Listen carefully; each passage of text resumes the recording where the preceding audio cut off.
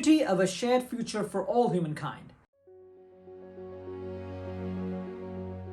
我们要担负起引领方向的责任，把握和塑造人类共同未来，构建开放包容、创新增长、互联互通、合作共赢的亚太命运共同体。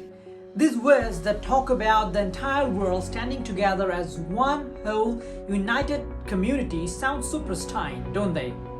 Then why is this beautiful idea being slandered and opposed by certain countries? I'm Shamim Zakaria and you are watching China Quest. In this episode, we shall decipher what is this shared future of humanity all about, bust the smear campaign against it, and try to understand why the world has no alternative but embrace shared future for all humankind. If you follow Chinese foreign policy, you might have heard President Xi Jinping speak about community of a shared future for all humankind in every second speech of his. This is perhaps the most crucial aspect of Chinese foreign policy today. Though it has gained popularity due to the current Chinese President Xi Jinping and his many speeches in its support, the idea can be traced far back. The first person to articulate this idea was Xi's predecessor, President Hu Jintao. In his address to the 17th National Congress of the Communist Party of China in 2007, Hu Jintao put forth this concept while discussing the eventual and inevitable reunification of Taiwan Island with the Chinese mainland. He then used it again in 2012 while addressing the 18th National Congress Assembly, this time referring to the shared future of the entire world as a community. In simple words, it means that all people of the world only have one homeland, that is, the Earth, and that we must work together to move towards a more peaceful and flourishing future. Then came November 2013, and Xi Jinping was elected as the General Secretary of the Communist Party of China. While addressing the international community for the first time, Xi Jinping reiterated this very idea, saying, "The international community has become a single community with shared needs and obligations."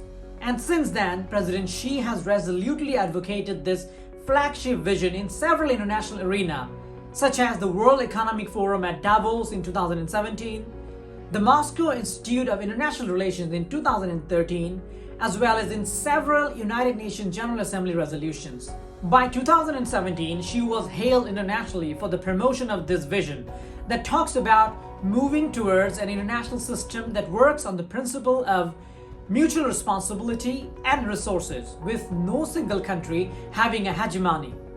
In his speech at the United Nations General Assembly, she said that no country or nation has the right to control other nations of the world, their economies or politics, dominate global affairs, or keep the benefits of technology and advancement only to itself. And rightly so. After all, these are the things that must be shared with the entire world to progress together. This ideology promotes working together, viewing each other as equals, and addressing issues as they come, not as individual nations, but as one single community. It also stresses rejecting the Cold War mentality and the politics of seizing global power. It's important to understand why is this unique concept put forward by China so important for the world. Economic globalization and a multilateral trade regime will help promote trade and development throughout the globe.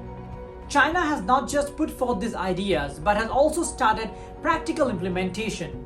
For instance, the Belt and Road Initiative is a step in this direction.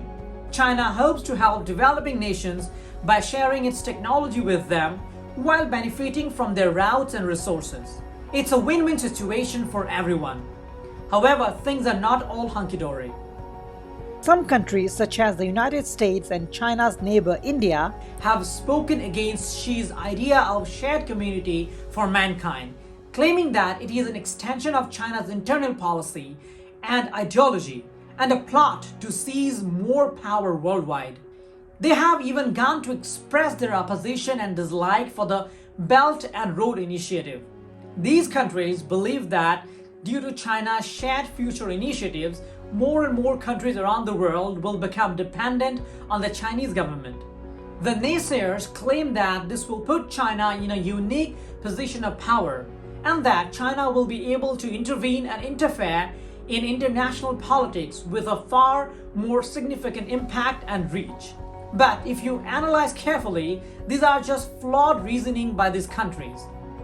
These countries are not opposing Xi's community of a shared future for all humankind, but they are rattled by China's rise and development. So, in the guise of opposing this shared future concept, these countries are attempting to contain China's development prospects. Historically, as well as in the present context, such allegations against China are totally unfounded. That's because China has never interfered in the internal politics of another country. Neither has it shown any expansionist or colonial tendencies, unlike many European nations and the United States. Afghanistan, Libya, Iraq, the list is just endless. The reality is, these initiatives by China can bring a positive change in the world. The condition of the world today and the impact of the coronavirus pandemic on the economies and societies around the world are a greater reminder that no nation is capable of standing alone. We simply can't close our borders and build walls around ourselves, hoping to survive while the rest of the world drowns. The only way forward is to work together to make a better future for ourselves. Which is why today Xi Jinping's idea of a community with a shared future for humanity is an intelligent and positive way of looking ahead, and there is simply no alternative. Thank you for watching China Quest. If you enjoyed this video, then please do subscribe to my social media handles. Until we meet next time, stay tuned.